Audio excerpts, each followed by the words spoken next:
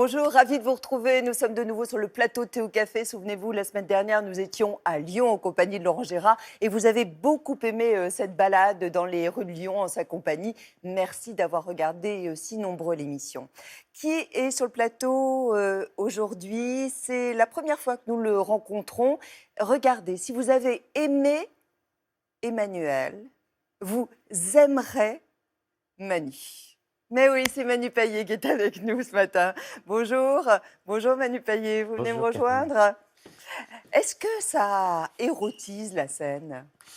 Oh oui, je crois, oui. Bonjour, oui. Je rentre tout de suite dans le vif du sujet. Hein. Oui, c'est vrai que vous m'avez... Oui. Ah, putain, j'ai failli Oui, glisser. je le sens.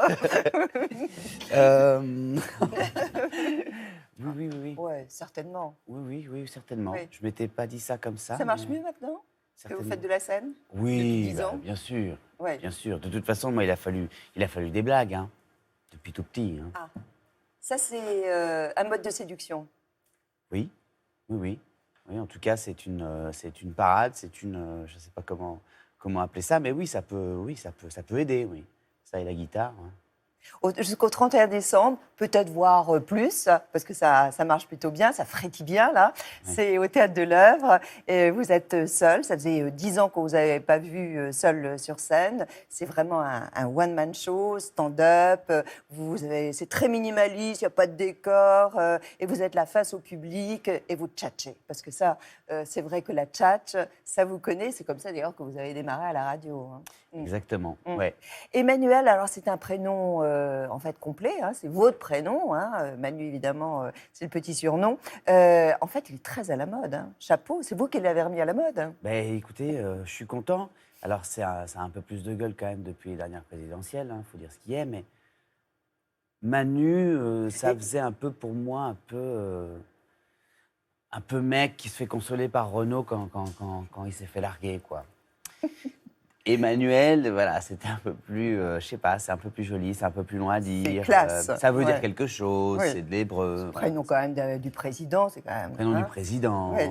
Et alors vous, d'ailleurs, on s'amuse bien parce qu'au début du spectacle, vous charriez ceux qui ont des prénoms démodés. Alors peut-être Catherine d'ailleurs. Hein, vous J'ai n'en pas dit parlez pas. Catherine. Vous auriez pu. Il y a Thierry, il y a Véronique, les pauvres. Ouais. Bah Manu, hein, d'abord. Hein. Je commence par Manu, puis après, c'est vrai que Thierry et Véro, dans les maternités, là, on va avoir 5 minutes de calme au niveau des Thierry et des Véro. Hein. Moi, je vous garantis, à partir de maintenant, hein, ça va être un peu plus calme. Ils vont laisser la place à d'autres, comme Manu. Hein. Mais bon, voilà, moi, j'en avais chaque année et une dans ma classe, hein, de Thierry et de Véro. Hein. C'est notre génération. Vous êtes né à La Réunion, hein, à Saint-Denis de La Réunion. Alors vous dites, moi je ne suis pas très sensible à mes origines. Moi je ne vois pas pourquoi parler de mes origines. Pourtant La Réunion, ça fait rêver, hein, La Réunion. Alors, c'est pas... Enfin, je dis ça parce que... Ou j'ai pu dire ça parce que quand vous venez de loin comme ça, c'est toujours ce sur quoi on va vous faire parler. Donc, du coup, j'essaye de dire, écoutez, par exemple, bon, là, il se trouve que le spectacle parle de moi, donc forcément, c'est moi. Et puis, ben, moi, c'est La Réunion, je suis réunionnais. Mais c'est un peu rasoir mais- d'en parler. Ben non, mais quand tu viens parler d'un film, ou que le Ah oui. mec n'en a pas, et puis qu'il te parle de mangue et de papaye pendant 2 heures, ça fait un peu... ça- Moi je voulais vous parler de piment. Il paraît que vous en mangez des piments. Comme ça, cru. Ah non, pas cru! Ah, Oh là là, attendez. Alors ça, vous voyez, ça, il faut casser un peu, mais après, il faut surtout... Ah ouais, ça, c'est méchant, ça. Non, faut pas manger ça au début de thé au café. Non, parce que là, ça, c'est fort. Hein. Ça, c'est très fort. Et surtout, après, pas faire comme moi quand j'étais petit. Une fois, je l'ai fait une fois, j'avais 6-7 ans. Se frotter les yeux après avoir manipulé ça. là on est sûr de pleurer. Ah bah là, oui. Être l'aîné de 3 enfants, c'est être celui dont les parents ont raté l'éducation. Ouais. Et boum, Ouais. pour les Ouais. parents. Oh bah oui, c'est une petite blague, mais... Non, Vous avez j'avais... essuyé les plâtres. Ah, toi, je pense comme beaucoup d'aînés, ouais. Dans un sens ou dans l'autre. Moi, j'ai été... Ouais. Mignon, hein? Merci. Moi, j'ai été surcouvé. Vous avez bien changé. A bien changé, ouais. Mignon, vous avez bien changé. Ah, j'ai bien changé. Ouais. Ouais. Mignon, mais alors maintenant, il a pris un autre virage. Votre père, il était cadre à Air France. Oui, tout à fait. Mais c'est vrai que vous avez la phobie des avions? Ouais. Je me fais aider par des laboratoires pharmaceutiques maintenant quand je prends l'avion. À ce point-là. Mais il faut vous attacher au siège. Un petit truc. Oh non, non, non, non, non. Non, non, non, toujours digne. Mais Vous prenez le bateau pour aller à La Réunion. ah, j'aimerais beaucoup, mais Oui. ça serait un peu long. Votre mère a été infirmière. Ça Oui. implique quoi? Oh bah que je peux à peu près savoir ce qu'il faut vous donner selon là où vous avez mal. Ah oui. Mais vous êtes hypocondriaque vous-même? Non, je m'en laisse pas le temps. Je prends le médoc avant. Et elle faisait la catéchèse. Ouais, Ouais. tout à fait. Vous avez un vrai rapport avec la religion? Oui, Oui. je suis croyant. Mhm. Oui. Et puis ma mère, en plus d'être catéchiste, était enseignante ensuite, infirmière. Donc c'était l'enseignement. Donc voilà. une pédagogue. Ah, une pédagogue, ouais. Ouais. Ouais. Mais vous décrivez quand même une éducation donc assez stricte, assez rigoureuse. Vous Oui. en avez souffert? Non, bah je savais pas que c'était rigoureux. Si vous voulez, je savais pas que c'était strict puisque je faisais pas une semaine de stage chez les copains chez qui c'était plus cool. Donc je m'en suis rendu compte après. Et même eux me l'ont dit, mes parents me l'ont dit. C'est vrai qu'on était un peu. Mais bon, t'étais le premier. On voulait pas qu'il y ait enfin que ça dérape. Et puis comme j'étais un peu foufou déjà et que bah je faisais des trucs originaux. Bon, Donc ils essayaient de vous cadrer. bah oui, oui. Mais c'est pour ça, c'était une punition, vous a envoyé donc en Afrique du Sud en pension? Alors ça, je l'ai pris comme tel au départ, mais c'était pas vraiment une punition. Je pense que ça m'a surtout sauvé de plein de conneries que j'aurais faites si j'étais resté à la Réunion. Vous auriez pu basculer dans la délinquance? Pas la, la délinquance bourgeoise du fils de cadre que je suis. Faut pas non plus pas me plaindre. J'ai eu une belle enfance. Hein. J'ai eu la chance de voyager très jeune et de voir des pays que mes amis d'enfance, mes frères, mes sœurs de terre n'ont encore jamais vu aujourd'hui. Hein. Donc il faut pas non plus. Mais j'ai fait des petites conneries. Je provoquais, je cherchais l'autorité. J'ai volé un skateboard ou deux, quoi. J'ai fait un ou deux chèques en bois pour m'acheter un sac. Ah. Rien de méchant. J'ai un cadeau pour vous. Non, je dis- Vous vous souvenez de la première fois où vous êtes arrivé à Paris? Oui, bien sûr. Alors? Pour y vivre. Hum. Oui, bien sûr. Première fois que je suis arrivé à Paris, c'était en plein hiver, un 15 août. Non, je suis arrivé par vraiment le. L'histoire est absolument dingue. La semaine, allez, 10 jours auparavant, il n'était pas prévu que je vienne m'installer ici. Et j'étais déjà en train d'être débauché par une autre radio et une télé concurrente de celle où je travaillais à l'époque, Énergie? à La Réunion, concurrente d'énergie. C'était en train de se faire. Et il y a un des bras droits du directeur d'antenne d'énergie Paris, donc France nationale, Qui se trouvait à La Réunion? qui est venu en vacances à La Réunion. Et qui vous écoute? Exactement. Et qui demande à me rencontrer, qui a trouvé ça super. Et voilà, puis on Et dit... vous êtes débauché? Eh ben oui, enfin un soir, après 2 dîners, il me dit, est-ce que ça te dirait de venir faire un essai à Paris? Je te garantis rien. Hein. Tu peux peut-être rentrer le surlendemain, mais au moins tu auras essayé. Juste, et tu viens, t'essayes. Ils vous ont payé l'avion quand même? Non, c'est mon père qui a payé l'avion. Bah non. Et, bah non. ouais, mais enfin bon. Non, C'était non, un bon mais investissement parce que c'était depuis un bon vous y êtes. investissement, ouais. Allez, la suite, elle nous est racontée par Laurence Boulet. Manu Payet, c'est comme si le mot adolescent avait été inventé pour vous. Vous savez, ces adultes qui restent bloqués à 16 ans dans leur tête. Comme les grands enfants, vous êtes dans le présent. Je sais pas ce que j'ai fait il y a un quart d'heure et puis j'ai donc du mal à savoir ce que je vais faire dans un quart d'heure. Vous aimez improviser et faire le pitre, alors vous trouvez un métier rigolo, animateur radio. D'abord sur votre île de la Réunion, puis Énergie Paris vous repère et vous venez travailler en métropole. En 2002, vous rejoignez l'équipe du 6-9 d'Énergie, la matinale la plus écoutée de France. Mais après quelques passages télé dans des émissions grand public, vous décidez de monter sur scène. Je trouve que j'ai une famille qui a été... je sais pas, j'ai l'impression qu'ils ont tous été faits pour qu'on en fasse un one-man show. Et si votre mère est fière, ce n'est pas de votre ascension fulgurante jusqu'au splendide, mais... Ma mère, sa fierté, c'est que son fils il soit capable de prendre le rond-point de l'Étoile en bagnole sans se planter. Avenue Manceau, avenue Kléber. Encore une fois, l'enfance vous rattrape et vous devenez au cinéma la voix d'un panda.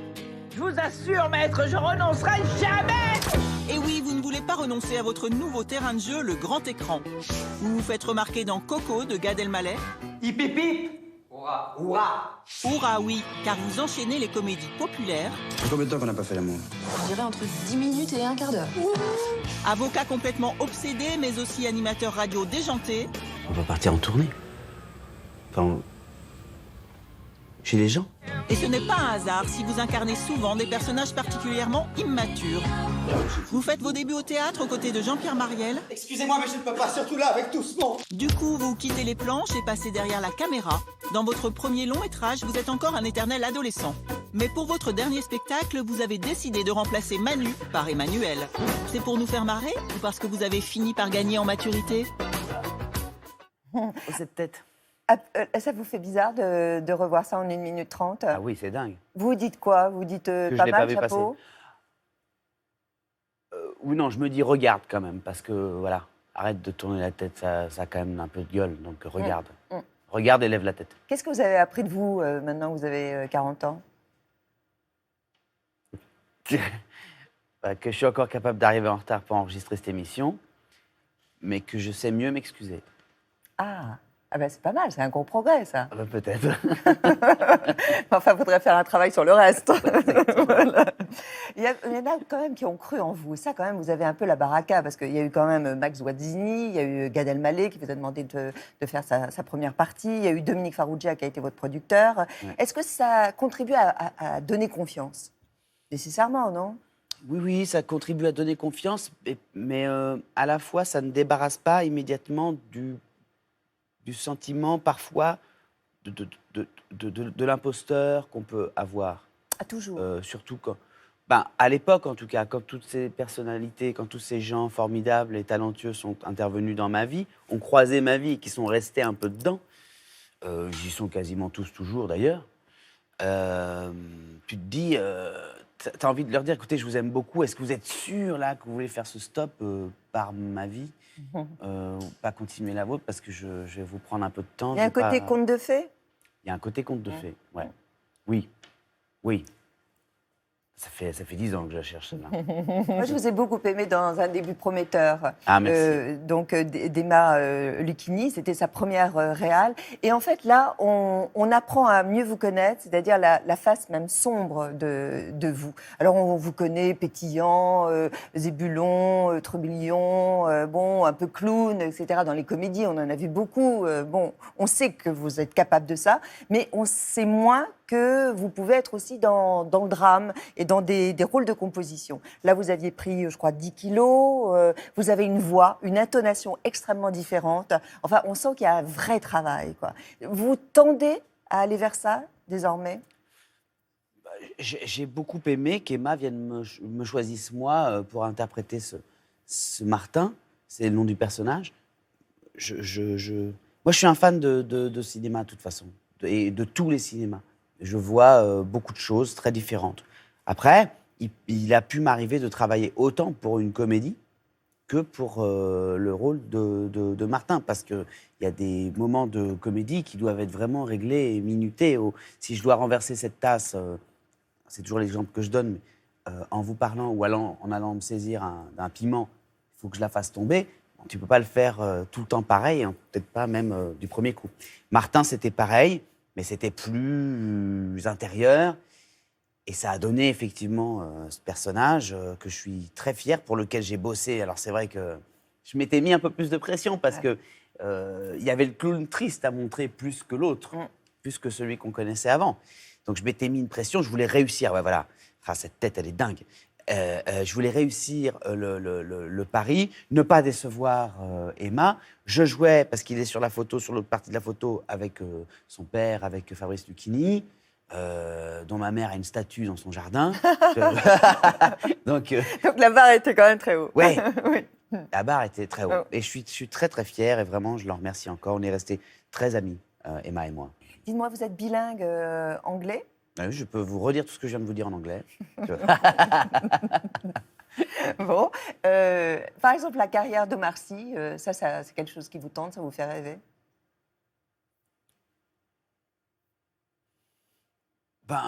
Travailler à l'international. Oui, ça c'est super. Mais c'est la sienne. Moi, j'adore qu'il y ait des gens qui le fassent d'abord pour nous et les regarder faire. Omar, Marion Cotillard, je suis admiratif, pétri d'admiration pour leur réussite, pour leur réussite. C'est jamais vraiment une réussite, de toute façon, mais pour leur travail, pour ce leur qu'ils audace accomplissent. aussi. Pour leur audace, pour leur courage, exactement. Ah, vraiment. Mais oui, oui, oui, oui, oui, ça serait super. Ouais. Si, si.